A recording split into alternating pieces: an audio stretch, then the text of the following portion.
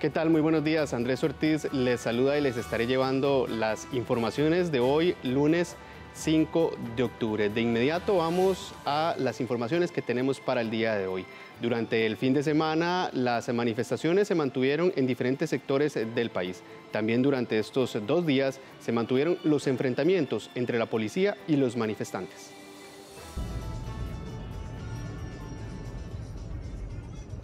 Las manifestaciones se mantuvieron durante todo el fin de semana. Hasta las 9 de la mañana del domingo, Presidencia de la República reportó 17 vías bloqueadas y 5 zonas más con paso regulado e intermitente. De la misma manera, durante el fin de semana se mantuvieron los enfrentamientos entre la policía y manifestantes. Entre algunos de los sitios que intervinieron estuvieron Aguasarcas, Río Claro, Puente sobre el Río Lagarto, Paso Canoas, Guásimo, Caldera y Limón.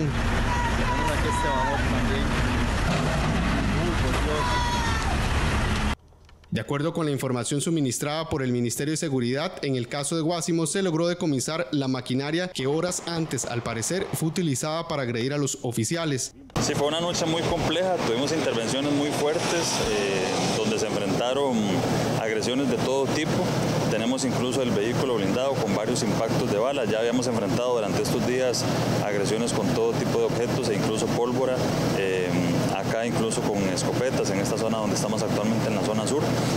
Finalmente fue una noche muy compleja donde estuvimos trabajando en la zona de Punta Arenas, en Caldera, en varios puntos de la zona de Limón. El más complicado fue en Guásimo, donde tuvimos varios oficiales lesionados, punto que hasta este momento ya logramos recuperar, restablecer el orden y además decomisar el vehículo que utilizaron para atentar contra la vida de nuestros oficiales. Y finalmente también una intervención bastante fuerte en el sur, donde teníamos ya varios días de tener muchos camiones atrapados en varios bloqueos, un trabajo que inició prácticamente en la zona del Río Lagarto y estamos finalizando acá en Paso Canoas ya la ruta totalmente restablecida. Sin embargo, uno de los líderes del Movimiento Rescate Nacional, José Miguel Corrales, dijo este domingo que ellos piden a las personas que se encuentran en las calles manifestándose que no provoquen a la policía y cero violencia. En estos momentos es tanta la gente que está adherida al movimiento, yo no le podría decir si sí o si no. Y lo segundo, una vez más, le hemos dicho cero violencia a las dos partes. A las nuestras, evidentemente, que tenemos alguna autoridad, le decimos, mire, no provoquen cero violencia, pero el gobierno es que la provoca. Corrales señaló que para dialogar le piden al gobierno no negociar con el Fondo Monetario Internacional. Hemos dicho con toda claridad que para empezar a dialogar, desgraciadamente el señor presidente de la República ha perdido credibilidad. Entonces nosotros necesitamos que él públicamente explique que se retira de las negociaciones del Fondo Monetario Internacional, no más impuestos y no venta de activos. Ese es el mensaje para empezar a hablar. Este lunes el movimiento tendrá una reunión para definir cuáles serán los siguientes pasos a seguir. El Cuerpo de Bomberos aclaró este sábado que no inventan emergencias para poder abrir paso a través de los bloqueos. La aclaración la realizaron luego de que en redes sociales circulara una versión de que al parecer una unidad de bomberos en Ciudad Neyli inventó una emergencia para poder pasar el bloqueo. Nunca vamos a inventar una emergencia, por el contrario, por muchos años hemos instado a combatir las falsas alarmas, aseguró el Cuerpo de Bomberos. De acuerdo con datos suministrados, atendieron el viernes 2 de octubre a las 9:05 de la noche un incendio en una estructura en Río Nuevo, en la zona sur. A las 9:29 de la noche atendieron otra emergencia para rescatar a 2 personas atrapadas en el puente de Coto 47. Por último, indicaron que para atender ambas emergencias fue necesario transitar en varias oportunidades por una zona de bloqueo, lo que molestó a varios manifestantes quienes dudaron de la veracidad de las emergencias y por ello insultaron a los bomberos en servicio. El benemérito Cuerpo de Bomberos de Costa Rica solicita a todas las personas quienes se manifiestan en los diferentes bloqueos dar libre paso a nuestras unidades que se dirigen o regresan de atender emergencias. Han surgido teorías de conspiraciones que indican que los cuerpos de emergencia estamos fingiendo incidentes para abrir los bloqueos. Sin embargo, podemos asegurar categóricamente que eso es falso. No pongamos en riesgo las vidas ni las propiedades de las personas que piden auxilio. No atentemos contra la integridad de las personas que solo quieren ir a ayudar. No dañemos las unidades de emergencia que tanto cuestan a todos nosotros. La influencia indirecta de la tormenta tropical Gama comenzó a disminuir desde este domingo. Sin embargo, el Instituto Meteorológico Nacional le da seguimiento a la onda tropical número 44, que podría tomar fuerza y convertirse en una nueva tormenta tropical. La tormenta tropical Gama avanza hacia el norte y con ello poco a poco disminuye sus efectos indirectos sobre el territorio nacional. Durante la mañana del domingo se presentaron lluvias intermitentes en Guanacaste y al oeste del Valle Central. Para el inicio de la semana se esperan condiciones más inestables, principalmente en la vertiente del Pacífico y Valle Central. En lo que respecta al inicio de esta semana, estamos previendo que haya un retorno a condiciones un poco más inestables y precipitaciones más fuertes, pero siempre concentrándose en la vertiente del Pacífico y parte del Valle Central en periodo vespertino. Sin embargo, en el Instituto Meteorológico Nacional le dan seguimiento a la onda tropical número 44, que podría tomar fuerza en las próximas horas y transformarse en un ciclón tropical. Hasta el domingo se ubicaba al oeste de Colombia, aproximadamente a 1000 kilómetros de la costa caribeña del país. IMN ha iniciado un seguimiento de un nuevo disturbio que se ha formado en el Mar Caribe. Y tiene su origen en la onda tropical número 44. De acuerdo con el Centro Nacional de Huracanes, este nuevo disturbio tiene un 70% de probabilidades de ciclogenizar en los siguientes 2 días. La Comisión Nacional de Emergencias mantiene la alerta naranja para el Pacífico Norte y Zona Norte, alerta amarilla para el Valle Central, Pacífico Central y Sur, mientras que alerta verde para el Caribe. Más de 3.000 indígenas en Zixaola, en condición transfronteriza, por fin podrán regularizar su estatus migratorio o adquirir la nacionalidad costarricense. Los 3.500 indígenas Nagabe de Zixaola podrán obtener la regularización de sus estatus migratorios en el país gracias a la reforma de la Ley 9710, denominada Ley de Protección del Desarrollo a la Nacionalidad Costarricense de la Persona Indígena Transfronteriza y Garantía de Integración de la Persona Indígena Transfronteriza. Para nosotros como pueblos indígenas, pueblos originarios, para nosotros fue muy importante que el proyecto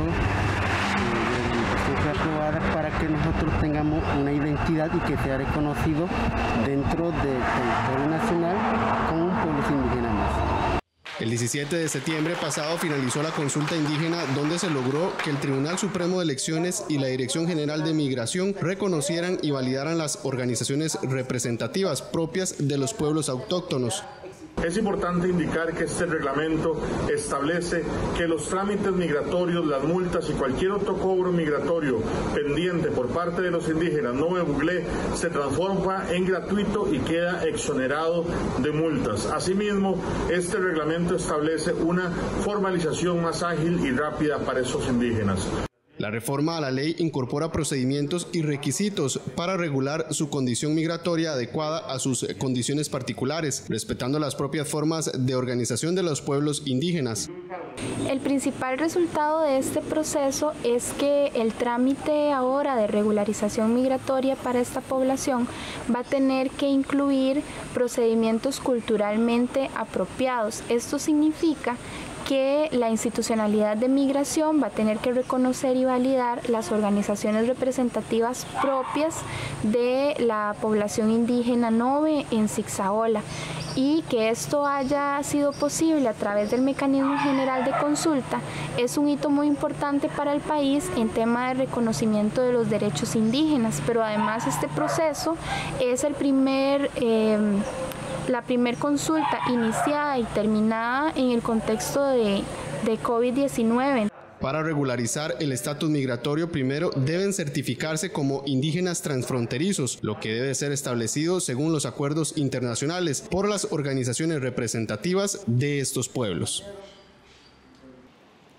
Los incendios estructurales disminuyeron este año. De acuerdo con el Cuerpo de Bomberos, se debe a que las personas pasan más tiempo en las viviendas. En lo que va del año, el Cuerpo de Bomberos reportó 703 incendios estructurales que han atendido. Esto refleja una disminución si se compara con los atendidos durante el año 2019. Para el Cuerpo de Bomberos, esta buena noticia se debe a muchos factores, pero principalmente porque las personas han pasado más tiempo en las viviendas y le prestan mucho mayor cuidado a los artículos conectados o a los niños para evitar que jueguen con fósforos o candelas. Sí, este año, dado que hay más personas en su vivienda, ¿verdad?, que tiempos atrás, ha habido una disminución de alrededor de un 17% en los incendios estructurales, principalmente en vivienda. Se mantienen las causas, siempre los problemas eléctricos, siempre son los que llevan la delantera en lo que son causas de incendio. Pero repito, sí hay una disminución bastante importante, un 17%. Esto hace que se hayan quemado a la fecha alrededor de 700 y pico de viviendas contra más de 800 del año anterior. Sin embargo, el número de personas fallecidas en incendios es muy similar, ya que a la fecha se contabilizan 11, pero durante todo el año 2019 fueron 15 personas que perdieron la vida en estas emergencias. El Cuerpo de Bomberos hace el llamado para que eviten sobrecargar extensiones o los tomacorrientes, además mantener las instalaciones eléctricas en buenas condiciones y no bajar la guardia. Hay una gran parte de estos incendios que se dan porque se recargan mucho las líneas eléctricas. Viviendas que fueron diseñadas para albergar 4 o 5 personas, resulta que se extendió la vivienda, hicieron una segunda planta, hicieron unas habitaciones en la parte posterior y siempre se mantiene el sistema eléctrico original. Esa es una de las principales causas que enfrenta nuestro país de incendio por recarga de los sistemas eléctricos. En cuanto a vehículos quemados en carretera, se contabilizan 445. La semana anterior se quemaron 2, los cuales pusieron en riesgo a muchas personas por las zonas donde ocurrieron. En el peaje de la ruta 27 en Escazú, y el vehículo en llamas perdió el control, y otro en la Valencia en Heredia. Ambos solo causaron daños materiales y se controlaron rápidamente por los bomberos. El Servicio de Vigilancia Aérea realiza constantemente vuelos ambulancia para trasladar a personas que requieren hospitalizaciones. En lo que va del año, efectuaron 125 vuelos desde varios sectores del país.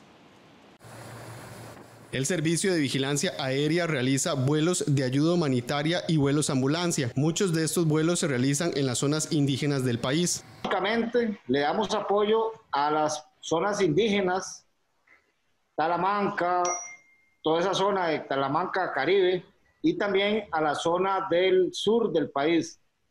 La zona sur del país, Carona, La Peña, que obviamente por sus características es de muy difícil acceso. A veces duran horas o hasta días llegando a algún sitio. Entonces, por medio de los sistemas de comunicación de la Comisión Nacional de Emergencias y ahora con la comunicación telefónica, ya tenemos algunos enlaces donde nos avisan que algún miembro de estos lugares tiene algún problema. En lo que va del año, los pilotos realizaron 125 vuelos ambulancia, lo que equivale a 241 horas de vuelo. De acuerdo con el director del Servicio de Vigilancia Aérea, Juan Luis Vargas, son muy variadas las emergencias que atienden durante todo el año. Con problemas al dar a luz, niños con problemas respiratorios, de nutrición, adultos mayores también, ya por edad, que tienen algunos problemas de salud. Igualmente, en realidad es variadísimo. Desde menores, niños neonatos recién nacidos, hasta adultos mayores bastante grandes ya. Este año disminuyeron los vuelos ambulancia, ya que muchos que realizan se dan por accidentes de tránsito. Efectivamente, sí, ha ayudado muchísimo porque normalmente son pacientes politraumatizados que tuvieron accidentes de tránsito y afortunadamente esta restricción nos ha ayudado a bajar esa incidencia.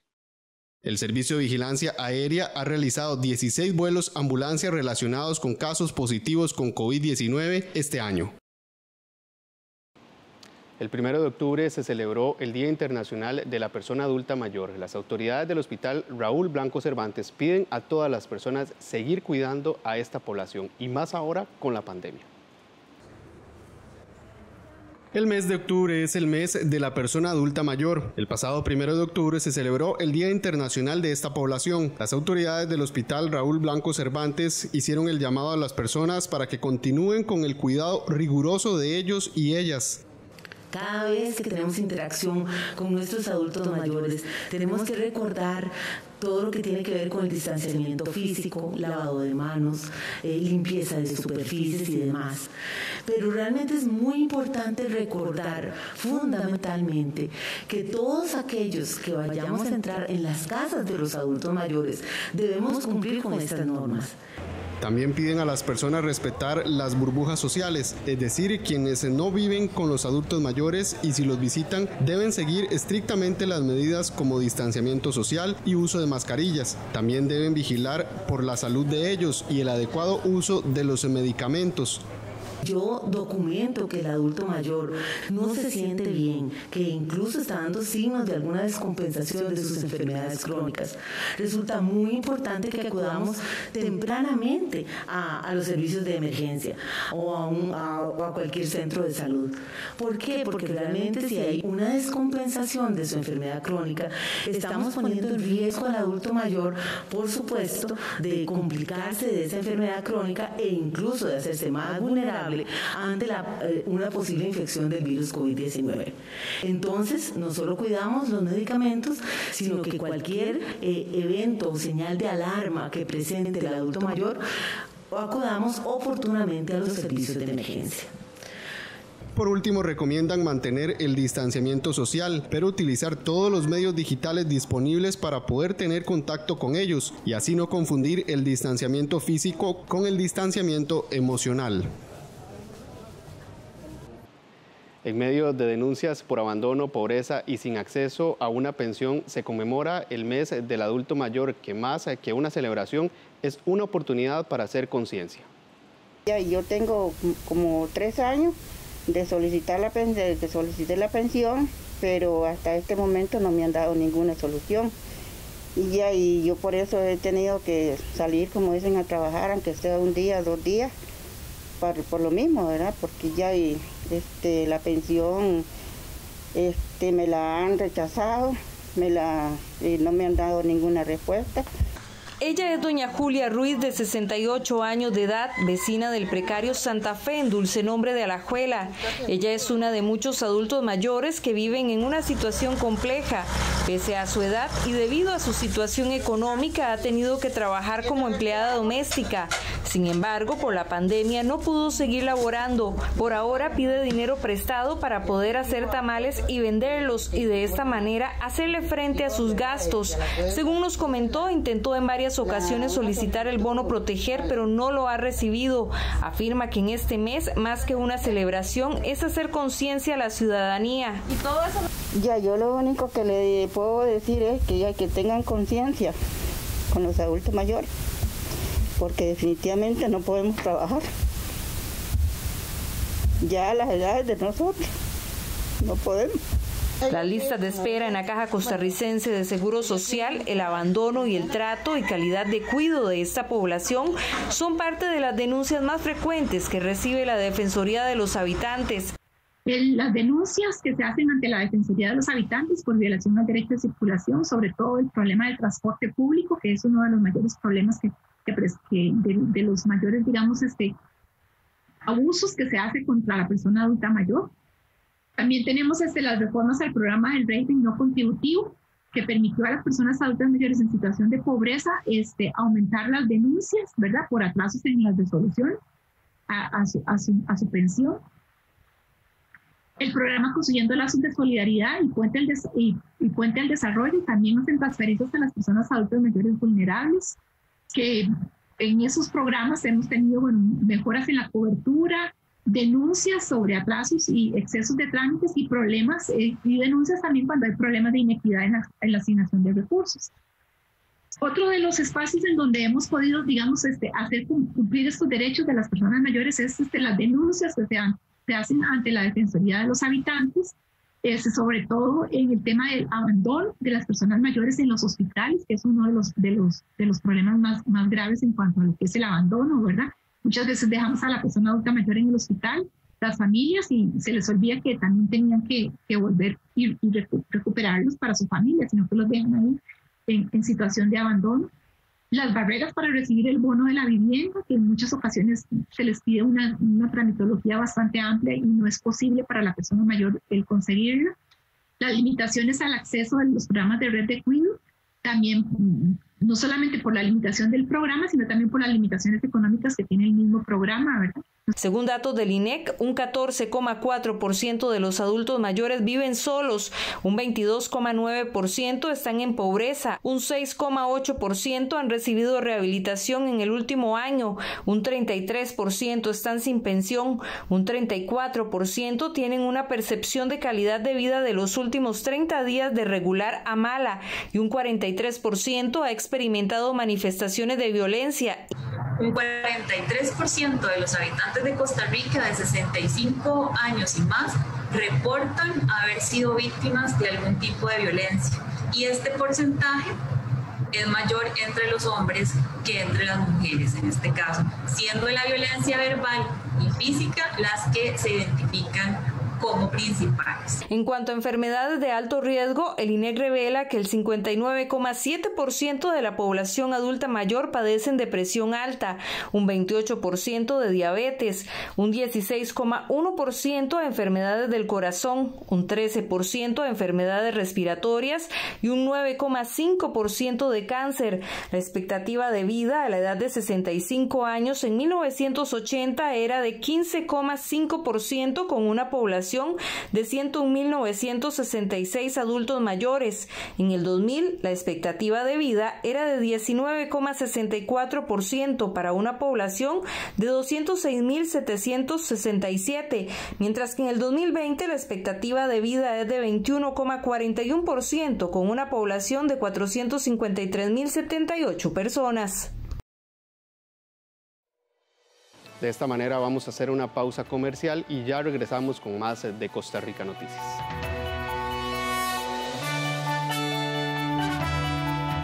Desde donde se encuentre, usted puede comprar, remodelar o construir.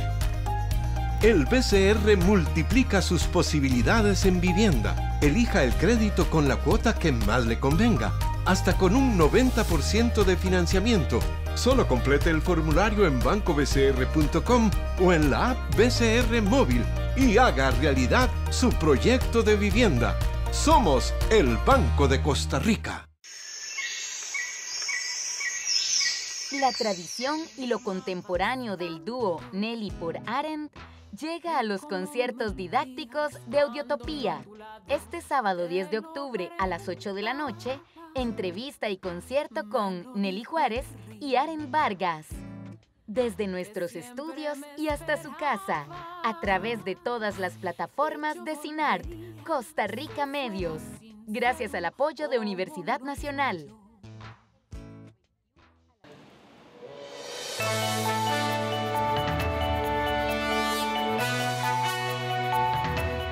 Gracias por continuar informándose con Costa Rica Noticias. En lo que va del año, 10 mujeres fueron asesinadas por sus parejas. Según el INAMU, las mujeres están viviendo una pandemia de violencia, por lo que piden a la población denunciar si conocen de un caso de estos. El asesinato de María del Carmen Taxan el pasado fin de semana nuevamente estremeció al país y puso en evidencia el peligro en el que muchas mujeres permanecen por estar consumidas en un ciclo de violencia. Según el Observatorio de Violencia de Género contra las Mujeres del Poder Judicial, al 30 de septiembre del 2020, de un total de 54 muertes violentas, 10 fueron registradas como femicidios. Además, 38 están pendientes de ser clasificadas a la espera de informes policiales. Con el lamentable asesinato de María Taxan la semana pasada, el país registra al día de hoy 10 femicidios, 7 artículo 21 y 3 ampliados, y contamos con 32 muertes violentas más que no han sido calificadas aún. Esta suma lo que nos indica es que además de haber sufrido el país todo lo que tiene que ver con la pandemia, también las mujeres hemos vivido otra pandemia que es la de la violencia. Nos están matando, estamos viendo casos que han conmocionado al país. En el INAMU hacen un llamado a la población para denunciar los casos de violencia y brindar apoyo a las mujeres que se encuentran en una situación de riesgo. Seguimos pidiéndole a la población que la respuesta para la violencia contra las mujeres no solamente es institucional, sino que viene de la comunidad también, de la sociedad. Si usted tiene un familiar, una amiga, una vecina que sospecha que está en una situación de riesgo, esté pendiente, esté alerta, e indíquele que puede contar con usted, pide ayuda. Si usted tiene alguna amiga, vecina, familiar o conoce de un caso de violencia de género, puede denunciarlo y pedir ayuda a través del 911. La Caja Costarricense del Seguro Social realizará una investigación para determinar con claridad qué fue lo que sucedió con la ambulancia arrastrada por el río Ceibo en el cantón de Buenos Aires, en Punta Arenas, la tarde del sábado. El doctor Luis Carlos Vega Martínez, director de la Red Integral de Servicios de Salud Brunca, y la doctora Jania Obando Ortega, directora del Área de Salud de Buenos Aires, confirmaron que efectivamente una ambulancia del área de salud sufrió un percance al cruzar un río. De acuerdo con la información suministrada por la institución, el percance se dio debido a que el conductor tomó una ruta alterna por los bloqueos en carretera que existen en la zona. En el vehículo solamente se encontraba el chofer al momento del incidente y logró salir en buen estado de salud. Los vendedores y compradores de la Feria del Agricultor del Cantón de Mora ya no se exponen a un asalto, pues ahora todos utilizan su tarjeta de débito o crédito. La Municipalidad de Mora informó que la Feria del Agricultor de Ciudad Colón, de Mora Verde y la Artesanal son las primeras en utilizar al 100% las transacciones digitales, según dijo el alcalde Alfonso Jiménez. El jerarca agregó que de martes a sábado se realizan aproximadamente unos 500 movimientos, lo que le permite a los usuarios y a los productores enviar o recibir dinero sin manipular el efectivo. Vamos a hacer la primer feria digital de Costa Rica. Justamente durante ya un mes hemos estado trabajando con una plataforma digital, la cual busca que utilicemos menos dinero físico y más bien podamos ya digitalizar no solamente lo que es la Feria del Agricultor, sino también muchos otros puntos. En esta iniciativa participan más de 35 agricultores quienes utilizan métodos de pago digitales. Me gusta un montón. Yo soy una persona que casi nunca anda efectivo, entonces desde la semana pasada que me dijeron, inmediatamente bajé la aplicación. Ya hoy sí logré como comprar y me encanta porque no es esa molestia como andar las bolsas y estar sacando el dinero, sino con la aplicación. Es una aplicación muy útil y la gente muy satisfecha porque es una opción que la gente, bueno, ahora con esta situación lo menos que quiere es manipular el dinero. No tenía efectivo y por casualidad estaban aquí ustedes y transferí dinero a esta cuenta y de una vez empecé a usarla. Es más fácil que he pensado, es bastante fácil, es divertido. En la Municipalidad de Mora esperan que con esta decisión los vendedores protejan su salud en tiempos de pandemia y además lleven un control del presupuesto. Las llamadas telefónicas y los correos electrónicos siguen siendo los métodos más utilizados por los delincuentes para estafar a los clientes bancarios en el medio de la pandemia. Hay 5 situaciones con las que usted debe tener cuidado y evitar así ser víctima de una estafa. Durante la pandemia, los estafadores se aprovechan de la ingenuidad y la dependencia a la tecnología que el confinamiento ha provocado en las personas. Ante esto, las entidades bancarias hacen un llamado a la población para que tomen conciencia de los descuidos más comunes para no caer en estafas, que se siguen realizando principalmente por llamadas telefónicas y solicitudes de correos electrónicos. El director de Seguridad e Investigaciones del Banco Nacional, David Hernández, señala 5 situaciones que exponen a las personas a caer en la trampa de los delincuentes. 1. Si se recibe una llamada con una historia un poco extraña pero creíble, podría ser que ya lo están vigilando, ya sea por el estilo de vida que usted publica en sus redes sociales o por conversaciones que realiza. La recomendación es guardar la discreción con terceros y en lugares públicos sobre decisiones financieras y tener un perfil bajo en las redes sociales en cuanto al estilo de vida. 2. Si con una llamada telefónica o mensaje de correo electrónico le solicitan que ingrese a un link para realizar algún tipo de gestión como compras públicas, impuestos, bonos de ayuda, premios, créditos no solicitados, devolución de impuestos, ofertas de empleo, entre otros, podría estar ante una estafa porque no hay negocios fáciles. 3. Nunca valide ni la firma digital ni tokens en ninguna página desconocida. Ningún funcionario bancario le solicitará ingresar sus datos sensibles o acceder a sitios web desconocidos. Desconfíe si se lo piden. 4. Cuando le digan usted no tiene que darme ninguna clave ni nada, simplemente digitar los datos en su computador, el timador en ese momento podría estar tomando el control de su información o usted se encuentra en un sitio falso. Nunca exponer información personal en redes sociales sin la debida configuración de seguridad, ya que esto le brinda a los antisociales herramientas valiosas para establecer vínculos de confianza al momento de ejecutar el engaño. Nunca ingresar información sensible como los tokens, claves, los códigos de seguridad en páginas web desconocidas o bajo indicación de un correo electrónico o algún tipo de llamada. Ningún funcionario bancario real le solicitará realizar este tipo de gestiones. Nunca caiga en la trampa de la falsa urgencia. Por lo general, los timadores manifiestan que bloquearán sus cuentas si no accede a sus intenciones y realiza las indicaciones que ellos le manifiestan.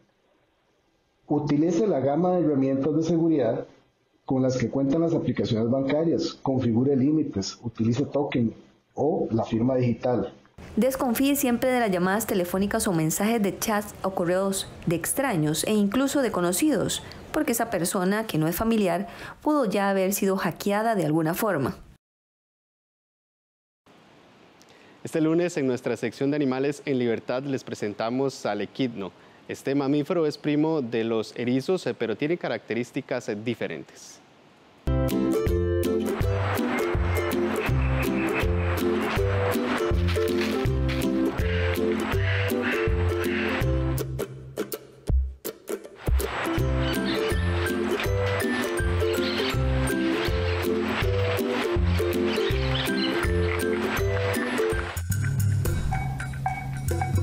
Hoy le presentamos a uno de los dos únicos mamíferos del mundo que se reproducen poniendo huevos.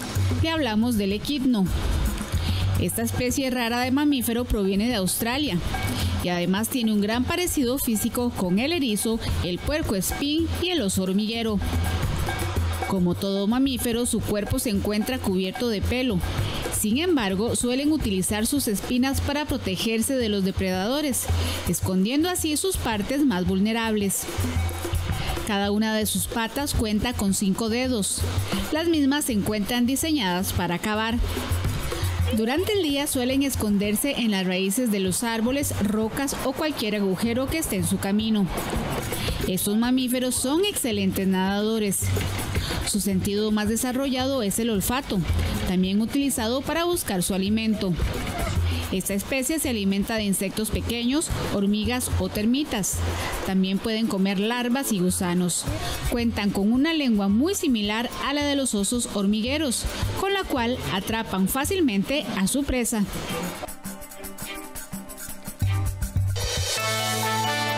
El ICT le presentó la sección Animales en Libertad.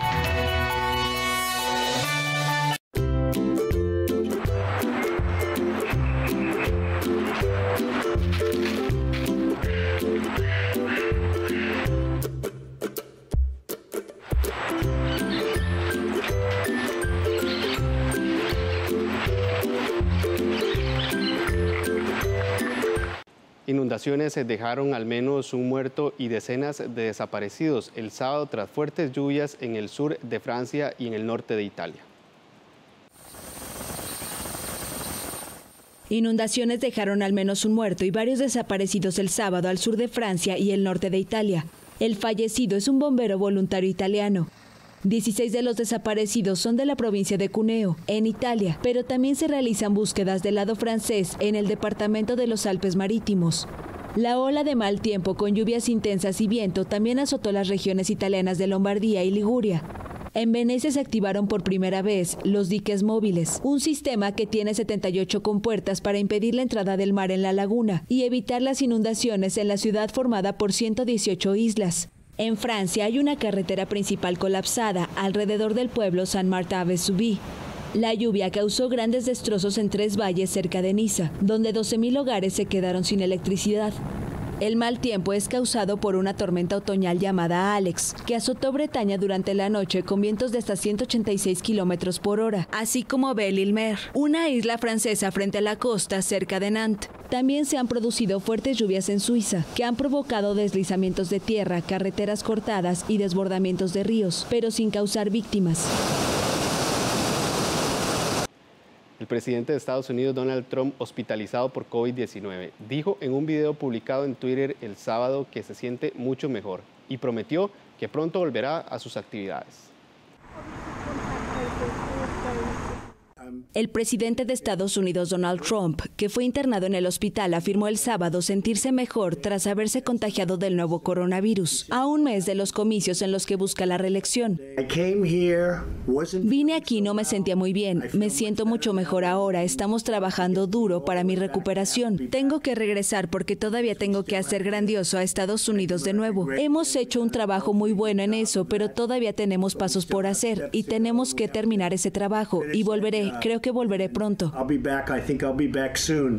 El equipo médico que atiende al mandatario anunció más temprano que el presidente estaba mejorando, pero no quiso precisar si Trump requirió asistencia de oxígeno en algún momento. Medios estadounidenses han informado que el presidente usó oxígeno el viernes en la Casa Blanca, antes de ser trasladado al hospital. Por su parte, una fuente informada sobre la salud del mandatario afirmó el sábado que hubo momentos en que los signos vitales del presidente fueron preocupantes y que las siguientes 48 horas eran cruciales. El New York Times afirmó que las declaraciones fueron hechas por el jefe del gabinete, Mark Meadows. También existen dudas sobre cuándo el presidente dio positivo a COVID-19, pues los médicos afirmaron que habían pasado 72 horas del diagnóstico, lo que apuntaría a que Trump dio positivo el miércoles. La Casa Blanca publicó luego una carta aclarando que el primer diagnóstico positivo fue del jueves por la noche. Frustrados y agotados de la travesía, miles de migrantes hondureños vieron esfumarse el sábado sus aspiraciones de alcanzar Estados Unidos y se resignan a su repatriación por las autoridades de Guatemala. Miles de migrantes hondureños desistieron de su viaje a Estados Unidos. Más de 2.000 personas solicitaron el retorno a su país, según informó el sábado la presidencia guatemalteca. Los migrantes se resignaron a ser repatriados por las autoridades de Guatemala, donde el gobierno temía que su paso generara un repunte de casos de coronavirus. Los hondureños ingresaron de nuevo a su país por la frontera de Corinto. Salimos de la casa con una meta y pues la meta de nosotros es llegar hasta Estados Unidos. Y cuando nos vemos retornar, sentimos que nuestros sueños se quebraron, se rompieron. Desde el viernes algunos comenzaron a regresar a su país ante la orden del presidente de Guatemala, Alejandro Yamatei, de que fueran detenidos. Unos 3.000 hondureños entraron el jueves a territorio guatemalteco, rompiendo un cerco militar y sin que se les pudieran hacer pruebas de coronavirus como se pide a los extranjeros. Ya en Guatemala, la caravana se disolvió, tomando diferentes rumbos hacia distintos pasos fronterizos con México. La mayor parte del grupo vio truncadas sus aspiraciones al encontrarse con un retén de policías y militares en el departamento de Petén, tras recorrer cientos de kilómetros. Los controles de seguridad fueron instalados en 2 tramos carreteros en ese departamento, tras decretarse estado de prevención por el paso de la caravana. Además, México desplegó militares y agentes migratorios a lo largo de su frontera para impedir el paso de los migrantes. Solo unos 80 miembros de la caravana de hondureños intentaron continuar el camino a Estados Unidos, pero fueron frenados por autoridades guatemaltecas en Tecunumán, una localidad fronteriza con México. El Papa Francisco firmó el sábado en la ciudad italiana de Asís su nueva encíclica dedicada a la fraternidad, en su primera salida de Roma en 7 meses por la pandemia. El Papa Francisco, que permaneció en el Vaticano desde el inicio de la pandemia, hizo el sábado su primera salida de Roma en 7 meses. El pontífice firmó su tercera encíclica dedicada a la fraternidad ante una veintena de religiosos en la ciudad italiana de Asís. El texto será divulgado el domingo. Fue escrito originalmente en español y luego traducido. Lleva el título Hermanos Todos, o Fratelli Tutti, el cual se mantendrá en italiano en todas las lenguas, sin traducción. Dirigida a todos los católicos, el nuevo documento del Papa ha suscitado polémicas, justamente por su nombre, una cita de San Francisco que ha sido tildado de machista, al dirigirse solo a los hermanos y discriminar a las mujeres. Antes de llegar a Asís, fuera del programa, el Papa visitó el monasterio de las monjas clarisas en Espelo y luego la Basílica de Santa Clara para orar en la tumba de la primera discípula de San Francisco, fundadora de la orden y la primera y única mujer en escribir una regla de vida religiosa. El gesto fue considerado una especie de respuesta a las críticas al título de la encíclica por parte de un grupo de teólogas que acusaron al Papa de dejar de lado a más de la mitad de los miembros de la Iglesia Católica, es decir, a las mujeres. El nuevo documento papal, que por primera vez se firma fuera de las murallas del Vaticano, deberá servir de guía espiritual para los católicos ante los inéditos momentos que padece la humanidad. Vamos a hacer una nueva pausa comercial y ya regresamos con más de Costa Rica Noticias. España. El país empieza a dejar atrás la crisis sanitaria, pero aún resulta difícil concebir el alcance de las secuelas sociales de la pandemia. ¿Cómo afrontan miles de familias la muerte de sus seres queridos, a menudo en la distancia impuesta por el confinamiento? ¿Qué nuevos temores e incertidumbres se han instalado en uno de los países más afectados por el coronavirus? RT reporta COVID-19, la España post-coronavirus. Este viernes 9 de octubre, 10:30 de la noche.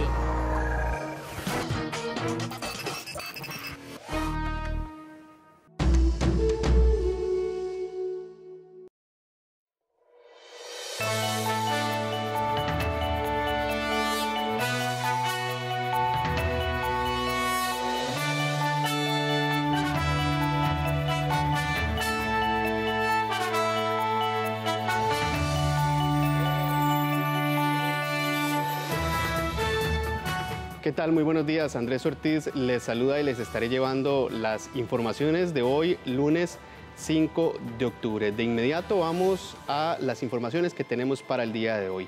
Durante el fin de semana, las manifestaciones se mantuvieron en diferentes sectores del país. También durante estos 2 días se mantuvieron los enfrentamientos entre la policía y los manifestantes.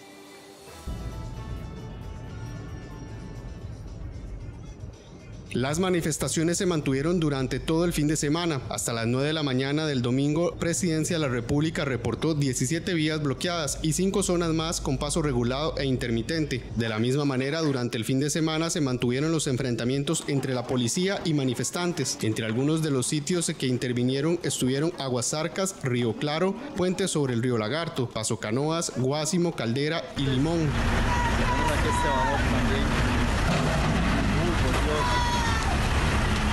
De acuerdo con la información suministrada por el Ministerio de Seguridad, en el caso de Guásimo se logró decomisar la maquinaria que horas antes, al parecer, fue utilizada para agredir a los oficiales. Sí, fue una noche muy compleja, tuvimos intervenciones muy fuertes donde se enfrentaron agresiones de todo tipo.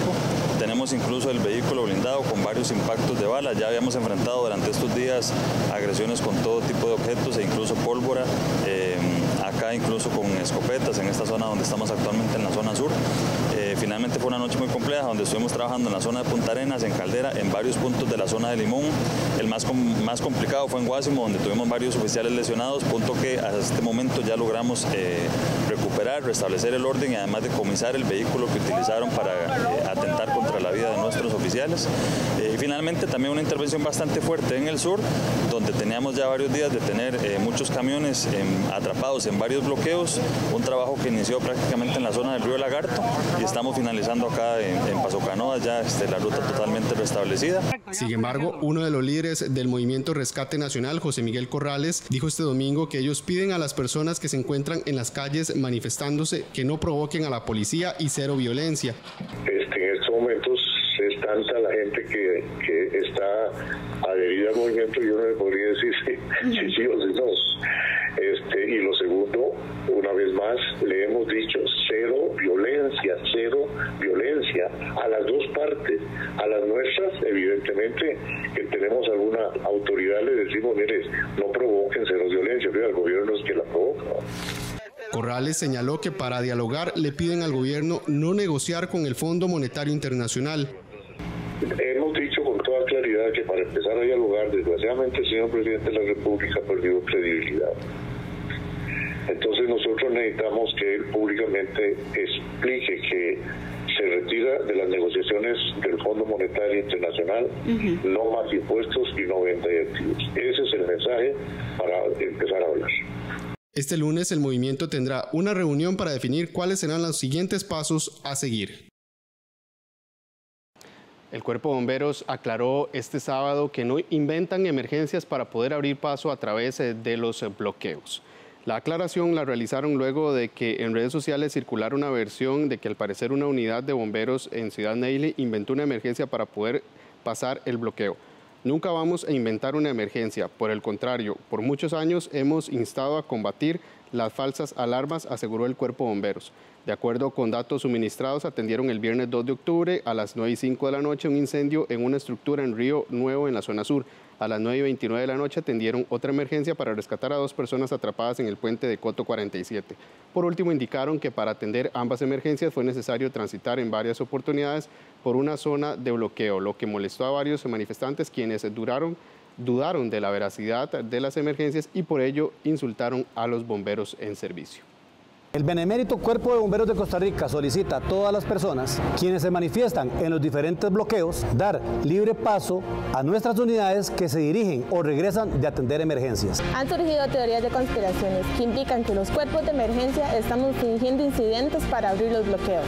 Sin embargo, podemos asegurar categóricamente que eso es falso. No pongamos en riesgo las vidas ni las propiedades de las personas que piden auxilio.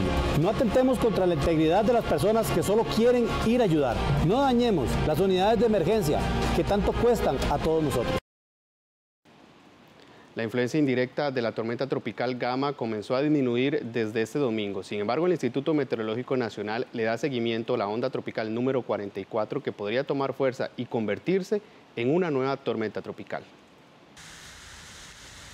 La tormenta tropical Gama avanza hacia el norte y con ello poco a poco disminuye sus efectos indirectos sobre el territorio nacional. Durante la mañana del domingo se presentaron lluvias intermitentes en Guanacaste y al oeste del Valle Central. Para el inicio de la semana se esperan condiciones más inestables, principalmente en la vertiente del Pacífico y Valle Central. En lo que respecta al inicio de esta semana, estamos previendo que haya un retorno a condiciones un poco más inestables y precipitaciones más fuertes, pero siempre concentrándose en la vertiente del Pacífico y parte del Valle Central en periodo vespertino. Sin embargo, en el Instituto Meteorológico Nacional le dan seguimiento a la onda tropical número 44 que podría tomar fuerza en las próximas horas y transformarse en un ciclón tropical. Hasta el domingo se ubicaba al oeste de Colombia, aproximadamente a 1000 kilómetros de la costa caribeña del país. IMN ha iniciado un seguimiento de un nuevo disturbio que se ha formado en el Mar Caribe. Y tiene su origen en la onda tropical número 44. De acuerdo con el Centro Nacional de Huracanes, este nuevo disturbio tiene un 70% de probabilidades de ciclogenizar en los siguientes 2 días. La Comisión Nacional de Emergencias mantiene la alerta naranja para el Pacífico Norte y Zona Norte, alerta amarilla para el Valle Central, Pacífico Central y Sur, mientras que alerta verde para el Caribe. Más de 3.000 indígenas en Zixaola, en condición transfronteriza, por fin podrán regularizar su estatus migratorio o adquirir la nacionalidad costarricense. Los 3.500 indígenas Nagabe de Zixaola podrán obtener la regularización de sus estatus migratorios en el país gracias a la reforma de la Ley 9710, denominada Ley de Protección del Desarrollo a la Nacionalidad Costarricense de la Persona Indígena Transfronteriza y Garantía de Integración de la Persona Indígena Transfronteriza. Para nosotros como pueblos indígenas, pueblos originarios, para nosotros fue muy importante que el proyecto fue aprobada para que nosotros tengamos una identidad y que sea reconocido dentro del territorio nacional como un pueblo indígena más. El 17 de septiembre pasado finalizó la consulta indígena donde se logró que el Tribunal Supremo de Elecciones y la Dirección General de Migración reconocieran y validaran las organizaciones representativas propias de los pueblos autóctonos. Es importante indicar que este reglamento establece que los trámites migratorios, las multas y cualquier otro cobro migratorio pendiente por parte de los indígenas no me buglé se transforma en gratuito y queda exonerado de multas. Asimismo, este reglamento establece una formalización más ágil y rápida para esos indígenas. La reforma a la ley incorpora procedimientos y requisitos para regular su condición migratoria adecuada a sus condiciones particulares, respetando las propias formas de organización de los pueblos indígenas. El principal resultado de este proceso es que el trámite ahora de regularización migratoria para esta población va a tener que incluir procedimientos culturalmente apropiados. Esto significa que la institucionalidad de migración va a tener que reconocer y validar las organizaciones representativas propias de la población indígena Nobe en Zigzaola, y que esto haya sido posible a través del mecanismo general de consulta es un hito muy importante para el país en tema de reconocimiento de los derechos indígenas, pero además este proceso es la primer consulta iniciada y terminada en el contexto de COVID-19. Para regularizar el estatus migratorio, primero deben certificarse como indígenas transfronterizos, lo que debe ser establecido según los acuerdos internacionales por las organizaciones representativas de estos pueblos. Los incendios estructurales disminuyeron este año. De acuerdo con el Cuerpo de Bomberos, se debe a que las personas pasan más tiempo en las viviendas. En lo que va del año, el Cuerpo de Bomberos reportó 703 incendios estructurales que han atendido. Esto refleja una disminución si se compara con los atendidos durante el año 2019. Para el Cuerpo de Bomberos, esta buena noticia se debe a muchos factores, pero principalmente porque las personas han pasado más tiempo en las viviendas y le prestan mucho mayor cuidado a los artículos conectados o a los niños para evitar que jueguen con fósforos o candelas. Sí, este año, dado que hay más personas en su vivienda, ¿verdad?, que tiempos atrás ha habido una disminución de alrededor de un 17% en los incendios estructurales, principalmente en vivienda. Se mantienen las causas, siempre los problemas eléctricos, siempre son los que llevan la delantera en lo que son causas de incendio. Pero repito, sí hay una disminución bastante importante, un 17%. Esto hace que se hayan quemado a la fecha alrededor de 700 y pico de viviendas contra más de 800 del año anterior. Sin embargo, el número de personas fallecidas en incendios es muy similar, ya que a la fecha se contabilizan 11, pero durante todo el año 2019 fueron 15 personas que perdieron la vida en estas emergencias. El Cuerpo de Bomberos hace el llamado para que eviten sobrecargar extensiones o los tomacorrientes, además mantener las instalaciones eléctricas en buenas condiciones y no bajar la guardia. Hay una gran parte de estos incendios que se dan porque se recargan mucho las líneas eléctricas, viviendas que fueron diseñadas para albergar 4 o 5 personas, resulta que se extendió la vivienda, hicieron una segunda planta, hicieron unas habitaciones en la parte posterior y siempre se mantiene el sistema eléctrico original. Esa es una de las principales causas que enfrenta nuestro país de incendio por recarga de los sistemas eléctricos. En cuanto a vehículos quemados en carretera, se contabilizan 445. La semana anterior se quemaron 2, los cuales pusieron en riesgo a muchas personas por las zonas donde ocurrieron. En el peaje de la ruta 27 en Escazú, y el vehículo en llamas perdió el control, y otro en la Valencia en Heredia. Ambos solo causaron daños materiales y se controlaron rápidamente por los bomberos. El Servicio de Vigilancia Aérea realiza constantemente vuelos ambulancia para trasladar a personas que requieren hospitalizaciones. En lo que va del año, efectuaron 125 vuelos desde varios sectores del país. El Servicio de Vigilancia Aérea realiza vuelos de ayuda humanitaria y vuelos ambulancia. Muchos de estos vuelos se realizan en las zonas indígenas del país. Básicamente, le damos apoyo a las zonas indígenas, Talamanca, toda esa zona de Talamanca, Caribe, y también a la zona del sur del país. La zona sur del país, Carona, La Peña, que obviamente por sus características es de muy difícil acceso. A veces duran horas o hasta días llegando a algún sitio. Entonces, por medio de los sistemas de comunicación de la Comisión Nacional de Emergencias y ahora con la comunicación telefónica, ya tenemos algunos enlaces donde nos avisan que algún miembro de estos lugares tiene algún problema.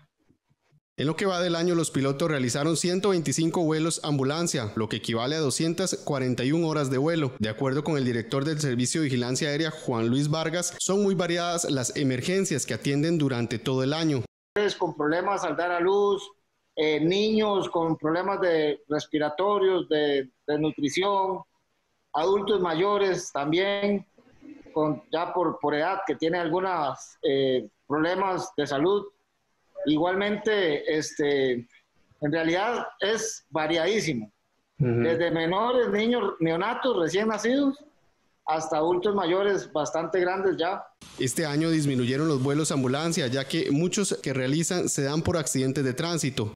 Efectivamente, sí, ha ayudado muchísimo porque normalmente son pacientes politraumatizados que tuvieron accidentes de tránsito y afortunadamente esta restricción nos ha ayudado a bajar esa incidencia.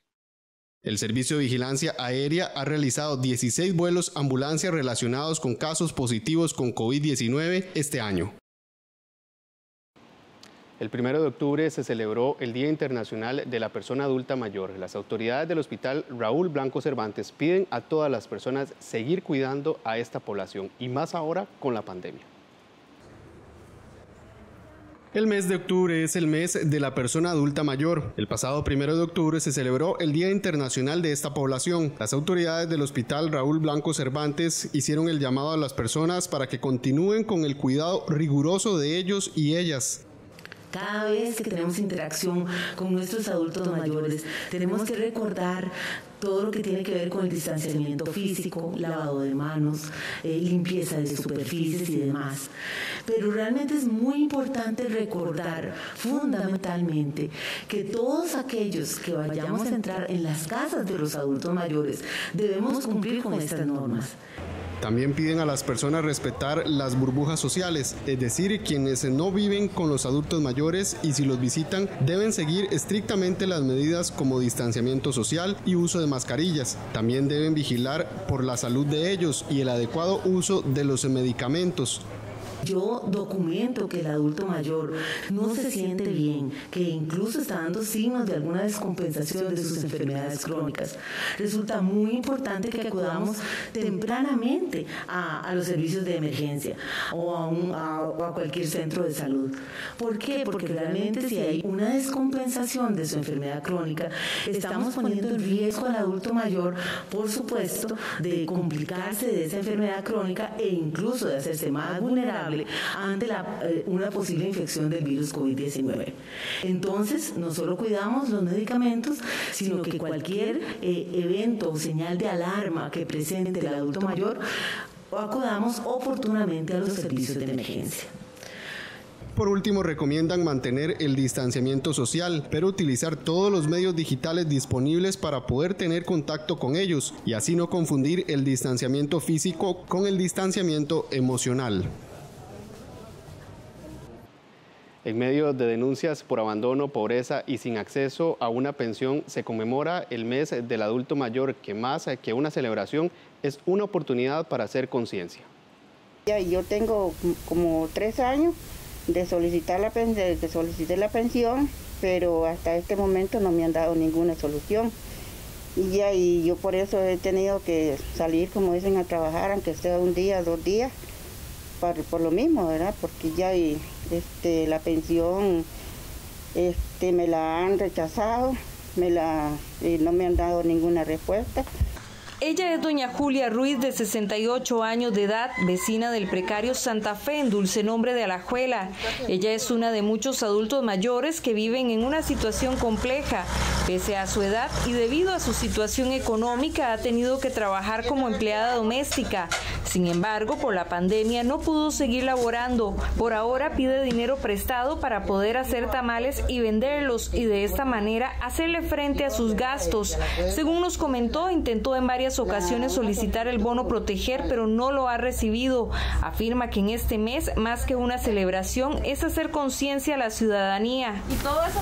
Ya, yo lo único que le puedo decir es que tengan conciencia con los adultos mayores, porque definitivamente no podemos trabajar. Ya a las edades de nosotros, no podemos. Las listas de espera en la Caja Costarricense de Seguro Social, el abandono y el trato y calidad de cuidado de esta población son parte de las denuncias más frecuentes que recibe la Defensoría de los Habitantes. Las denuncias que se hacen ante la Defensoría de los Habitantes por violación al derecho de circulación, sobre todo el problema del transporte público, que es uno de los mayores problemas de los mayores, digamos, abusos que se hace contra la persona adulta mayor.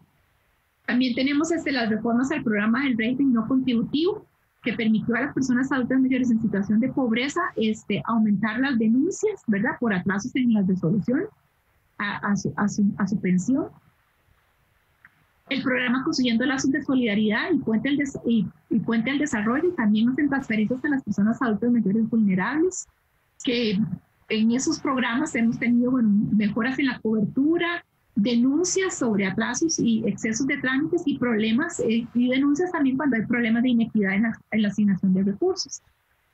Otro de los espacios en donde hemos podido, digamos, hacer cumplir estos derechos de las personas mayores es las denuncias que se hacen ante la Defensoría de los Habitantes, sobre todo en el tema del abandono de las personas mayores en los hospitales, que es uno de los problemas más graves en cuanto a lo que es el abandono, ¿verdad?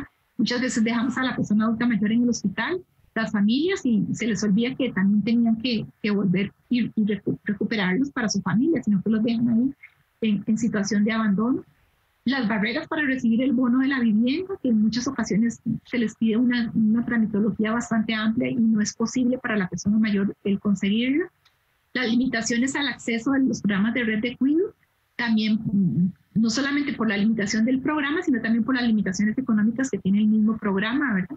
Según datos del INEC, un 14,4% de los adultos mayores viven solos, un 22,9% están en pobreza, un 6,8% han recibido rehabilitación en el último año, un 33% están sin pensión, un 34% tienen una percepción de calidad de vida de los últimos 30 días de regular a mala y un 43% ha experimentado manifestaciones de violencia. Un 43% de los habitantes de Costa Rica de 65 años y más reportan haber sido víctimas de algún tipo de violencia. Y este porcentaje es mayor entre los hombres que entre las mujeres en este caso, siendo la violencia verbal y física las que se identifican como principales. En cuanto a enfermedades de alto riesgo, el INEC revela que el 59,7% de la población adulta mayor padecen de presión alta, un 28% de diabetes, un 16,1% de enfermedades del corazón, un 13% de enfermedades respiratorias y un 9,5% de cáncer. La expectativa de vida a la edad de 65 años en 1980 era de 15,5% con una población de 101.966 adultos mayores. En el 2000, la expectativa de vida era de 19,64% para una población de 206.767, mientras que en el 2020 la expectativa de vida es de 21,41% con una población de 453.078 personas. De esta manera vamos a hacer una pausa comercial y ya regresamos con más de Costa Rica Noticias.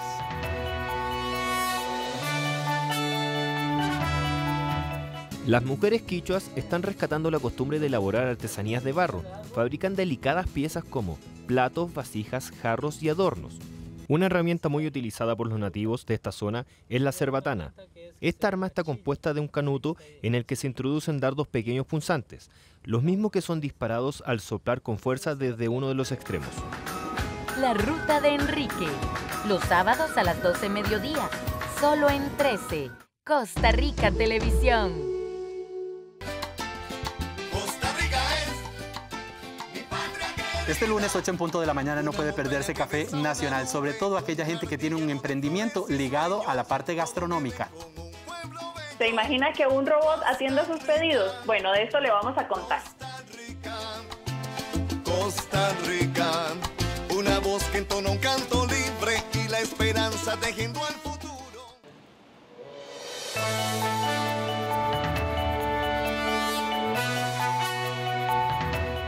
Gracias por continuar informándose con Costa Rica Noticias. En lo que va del año, 10 mujeres fueron asesinadas por sus parejas. Según el INAMU, las mujeres están viviendo una pandemia de violencia, por lo que piden a la población denunciar si conocen de un caso de estos. El asesinato de María del Carmen Taxan el pasado fin de semana nuevamente estremeció al país y puso en evidencia el peligro en el que muchas mujeres permanecen por estar consumidas en un ciclo de violencia. Según el Observatorio de Violencia de Género contra las Mujeres del Poder Judicial, al 30 de septiembre del 2020, de un total de 54 muertes violentas, 10 fueron registradas como femicidios. Además, 38 están pendientes de ser clasificadas a la espera de informes policiales. Con el lamentable asesinato de María Taxan la semana pasada, el país registra al día de hoy 10 femicidios, 7 artículo 21 y 3 ampliados, y contamos con 32 muertes violentas más que no han sido calificadas aún. Esta suma lo que nos indica es que además de haber sufrido el país todo lo que tiene que ver con la pandemia, también las mujeres hemos vivido otra pandemia, que es la de la violencia. Nos están matando, estamos viendo casos que han conmocionado al país. En el INAMU hacen un llamado a la población para denunciar los casos de violencia y brindar apoyo a las mujeres que se encuentran en una situación de riesgo. Seguimos pidiéndole a la población que la respuesta para la violencia contra las mujeres no solamente es institucional, sino que viene de la comunidad también, de la sociedad.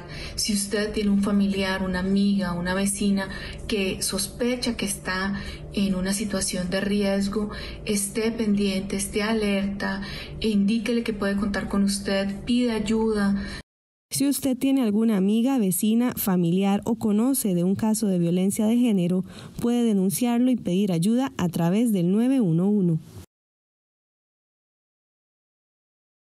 La Caja Costarricense del Seguro Social realizará una investigación para determinar con claridad qué fue lo que sucedió con la ambulancia arrastrada por el río Ceibo en el cantón de Buenos Aires, en Punta Arenas, la tarde del sábado. El doctor Luis Carlos Vega Martínez, director de la Red Integral de Servicios de Salud Brunca, y la doctora Jania Obando Ortega, directora del área de salud de Buenos Aires, confirmaron que efectivamente una ambulancia del área de salud sufrió un percance al cruzar un río. De acuerdo con la información suministrada por la institución, el percance se dio debido a que el conductor tomó una ruta alterna por los bloqueos en carretera que existen en la zona. En el vehículo solamente se encontraba el chofer al momento del incidente y logró salir en buen estado de salud. Los vendedores y compradores de la Feria del Agricultor del Cantón de Mora ya no se exponen a un asalto, pues ahora todos utilizan su tarjeta de débito o crédito. La Municipalidad de Mora informó que la Feria del Agricultor de Ciudad Colón, de Mora Verde y la Artesanal son las primeras en utilizar al 100% las transacciones digitales, según dijo el alcalde Alfonso Jiménez. El jerarca agregó que de martes a sábado se realizan aproximadamente unos 500 movimientos, lo que le permite a los usuarios y a los productores enviar o recibir dinero sin manipular el efectivo. Vamos a hacer la primer feria digital de Costa Rica. Justamente durante ya un mes hemos estado trabajando con una plataforma digital, la cual busca que utilicemos menos dinero físico y más bien podamos ya digitalizar no solamente lo que es la Feria del Agricultor, sino también muchos otros puntos. En esta iniciativa participan más de 35 agricultores quienes utilizan métodos de pago digitales. Me gusta un montón. Yo soy una persona que casi nunca anda efectivo, entonces desde la semana pasada que me dijeron, inmediatamente bajé la aplicación. Ya hoy sí logré como comprar y me encanta porque no es esa molestia como andar las bolsas y estar sacando el dinero, sino con la aplicación. Es una aplicación muy útil y la gente muy satisfecha porque es una opción que la gente, bueno, ahora con esta situación lo menos que quiere es manipular el dinero. Si no tenía efectivo y por casualidad estaban aquí ustedes y transferí dinero a esta cuenta y de una vez empecé a usarla. Es más fácil que he pensado. Es bastante fácil, es divertido. En la Municipalidad de Mora esperan que con esta decisión los vendedores protejan su salud en tiempos de pandemia y además lleven un control del presupuesto. Las llamadas telefónicas y los correos electrónicos siguen siendo los métodos más utilizados por los delincuentes para estafar a los clientes bancarios en el medio de la pandemia. Hay 5 situaciones con las que usted debe tener cuidado y evitar así ser víctima de una estafa. Durante la pandemia, los estafadores se aprovechan de la ingenuidad y la dependencia a la tecnología que el confinamiento ha provocado en las personas. Ante esto, las entidades bancarias hacen un llamado a la población para que tomen conciencia de los descuidos más comunes para no caer en estafas, que se siguen realizando principalmente por llamadas telefónicas y solicitudes de correos electrónicos. El director de Seguridad e Investigaciones del Banco Nacional, David Hernández, señala 5 situaciones que exponen a las personas a caer en la trampa de los delincuentes. 1. Si se recibe una llamada con una historia un poco extraña pero creíble, podría ser que ya lo están vigilando, ya sea por el estilo de vida que usted publica en sus redes sociales o por conversaciones que realiza. La recomendación es guardar la discreción con terceros y en lugares públicos sobre decisiones financieras y tener un perfil bajo en las redes sociales en cuanto al estilo de vida. 2. Si con una llamada telefónica o mensaje de correo electrónico le solicitan que ingrese a un link para realizar algún tipo de gestión como compras públicas, impuestos, bonos de ayuda, premios, créditos no solicitados, devolución de impuestos, ofertas de empleo, entre otros, podría estar ante una estafa porque no hay negocios fáciles. 3. Nunca valide ni la firma digital ni tokens en ninguna página desconocida. Ningún funcionario bancario le solicitará ingresar sus datos sensibles o acceder a sitios web desconocidos. Desconfíe si se lo piden. 4. Cuando le digan usted no tiene que darme ninguna clave ni nada, simplemente digitar los datos en su computador, el timador en ese momento podría estar tomando el control de su información o usted se encuentra en un sitio falso. Nunca exponer información personal en redes sociales sin la debida configuración de seguridad, ya que esto le brinda a los antisociales herramientas valiosas para establecer vínculos de confianza al momento de ejecutar el engaño. Nunca ingresar información sensible como los tokens, claves, los códigos de seguridad en páginas web desconocidas o bajo indicación de un correo electrónico o algún tipo de llamada. Ningún funcionario bancario real le solicitará realizar este tipo de gestiones. Nunca caiga en la trampa de la falsa urgencia. Por lo general, los timadores manifiestan que bloquearán sus cuentas si no accede a sus intenciones y realiza las indicaciones que ellos le manifiestan. Utilice la gama de herramientas de seguridad con las que cuentan las aplicaciones bancarias. Configure límites, utilice token o la firma digital. Desconfíe siempre de las llamadas telefónicas o mensajes de chat o correos de extraños e incluso de conocidos, porque esa persona que no es familiar pudo ya haber sido hackeada de alguna forma. Este lunes en nuestra sección de Animales en Libertad les presentamos al equidno. Este mamífero es primo de los erizos, pero tiene características diferentes.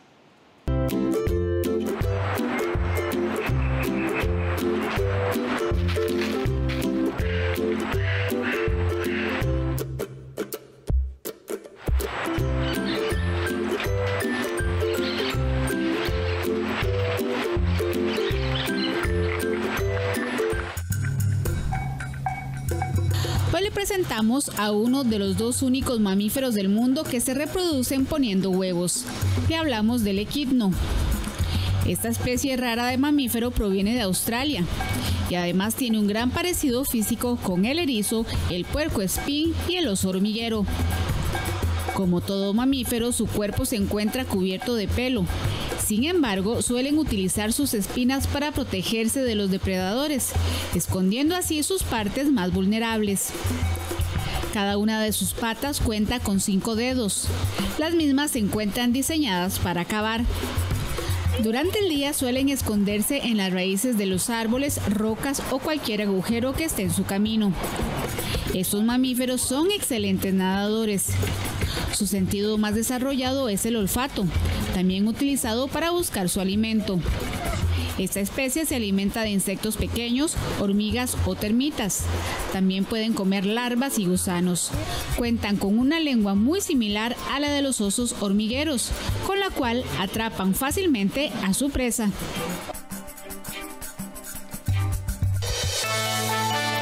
El ICT le presentó la sección Animales en Libertad.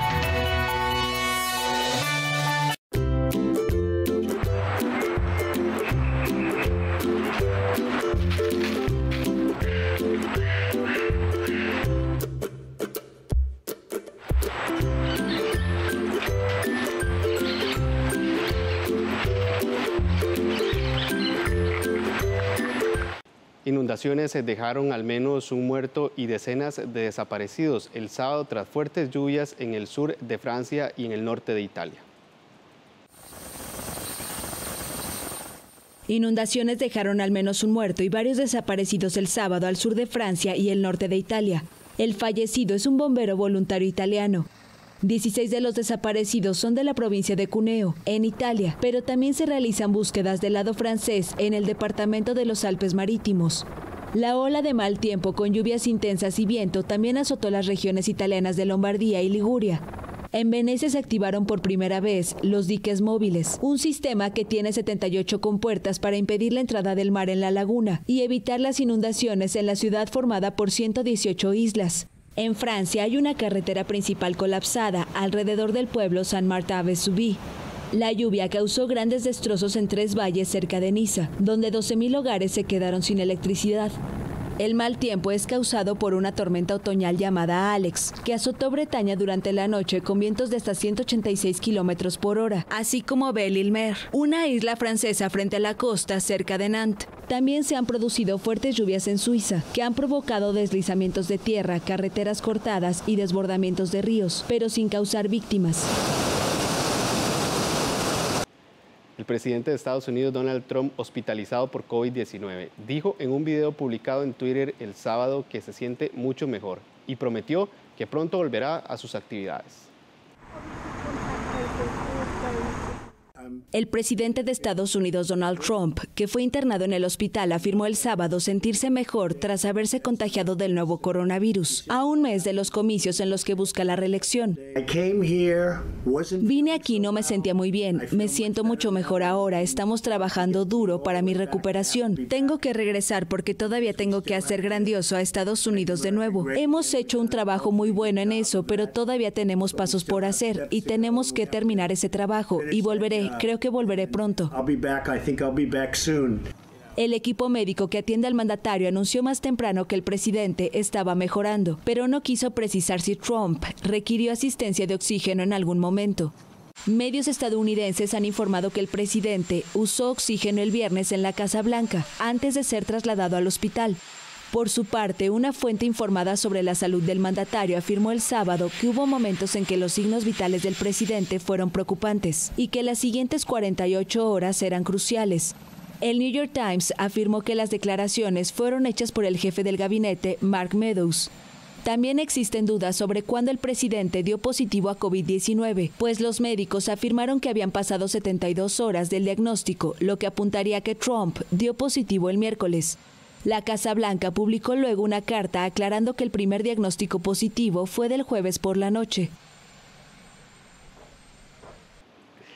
Frustrados y agotados de la travesía, miles de migrantes hondureños vieron esfumarse el sábado sus aspiraciones de alcanzar Estados Unidos y se resignan a su repatriación por las autoridades de Guatemala. Miles de migrantes hondureños desistieron de su viaje a Estados Unidos. Más de 2.000 personas solicitaron el retorno a su país, según informó el sábado la presidencia guatemalteca. Los migrantes se resignaron a ser repatriados por las autoridades de Guatemala, donde el gobierno temía que su paso generara un repunte de casos de coronavirus.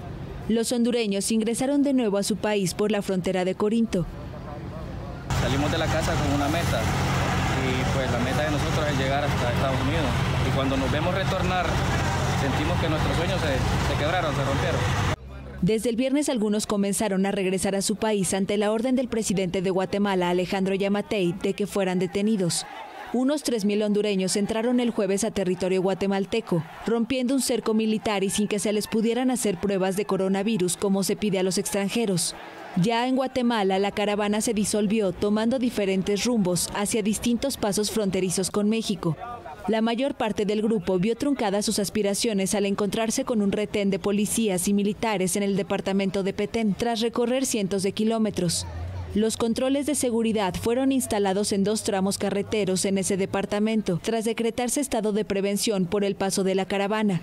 Además, México desplegó militares y agentes migratorios a lo largo de su frontera para impedir el paso de los migrantes.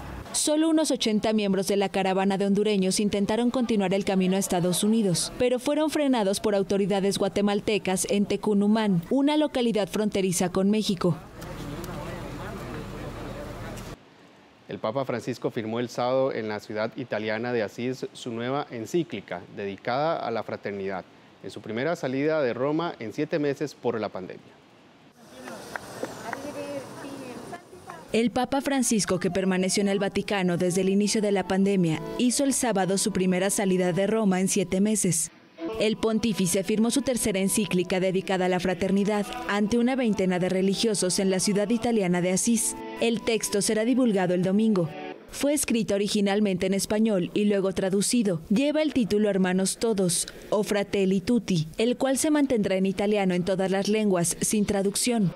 Dirigida a todos los católicos, el nuevo documento del Papa ha suscitado polémicas, justamente por su nombre, una cita de San Francisco que ha sido tildado de machista, al dirigirse solo a los hermanos y discriminar a las mujeres. Antes de llegar a Asís, fuera del programa, el Papa visitó el monasterio de las monjas clarisas en Espelo y luego la Basílica de Santa Clara para orar en la tumba de la primera discípula de San Francisco, fundadora de la orden y la primera y única mujer en escribir una regla de vida religiosa. El gesto fue considerado una especie de respuesta a las críticas al título de la encíclica por parte de un grupo de teólogas que acusaron al Papa de dejar de lado a más de la mitad de los miembros de la Iglesia Católica, es decir, a las mujeres. El nuevo documento papal, que por primera vez se firma fuera de las murallas del Vaticano, deberá servir de guía espiritual para los católicos ante los inéditos momentos que padece la humanidad. De esta manera llegamos al final de la presente edición de Costa Rica Noticias. Recordarles que al mediodía tendremos una nueva edición llena de informaciones. Buenos días.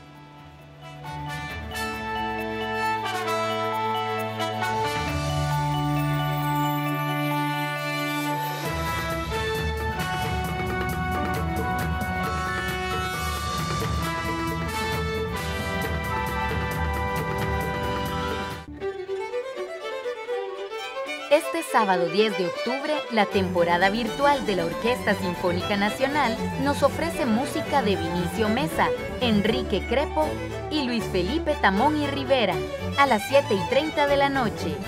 Solo aquí en 13, Costa Rica Televisión.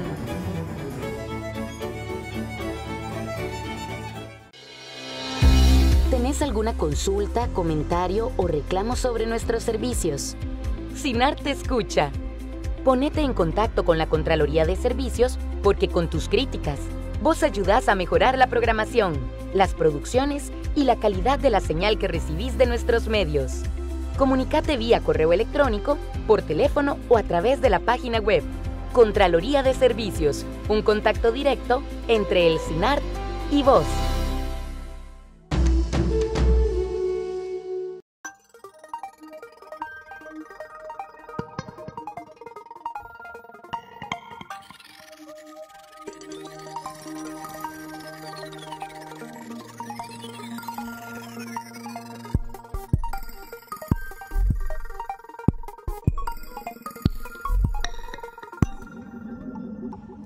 Para mí el arte es catártico porque siempre me inclino por proyectos que tengan que ver con cosas que me preocupan a mí.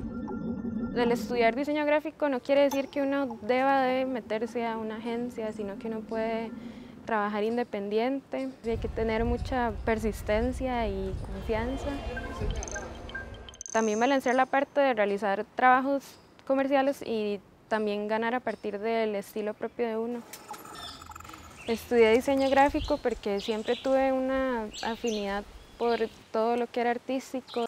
Desde pequeña era muy tímida, entonces siempre usaba el dibujo como forma para comunicarme.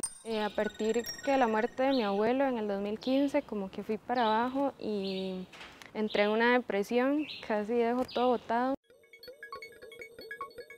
Esto también me hizo darme cuenta que no había muchas plataformas o medios a los que uno pudiera accesar o grupos para hablar del tema.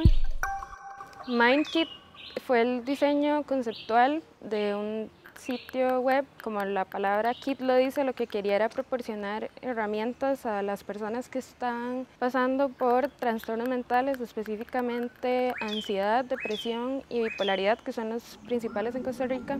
También el hecho de que sea un sitio web o de que las campañas alrededor del sitio web sean en redes sociales es para hacerlo más accesible para los jóvenes, especialmente, que tienen más acceso a estas plataformas.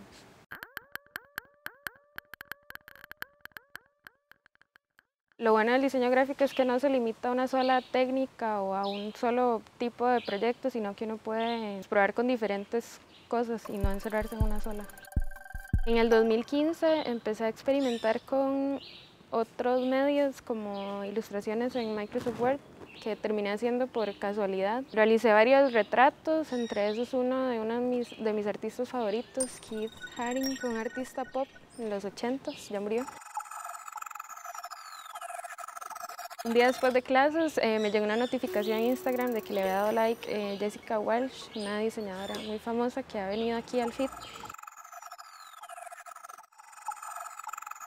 Había dibujado a Gerard Way de My Chemical Romance, lo había subido a Twitter hace como 3 años y me llegó una notificación de que él había visto y le había dado like. Entonces es una forma de ver también de que contamos con una ventaja actualmente de las redes sociales como una ventana de exposición no solo en Costa Rica, sino al mundo entero, y que uno no sabe a quién le va a llegar lo que uno está produciendo.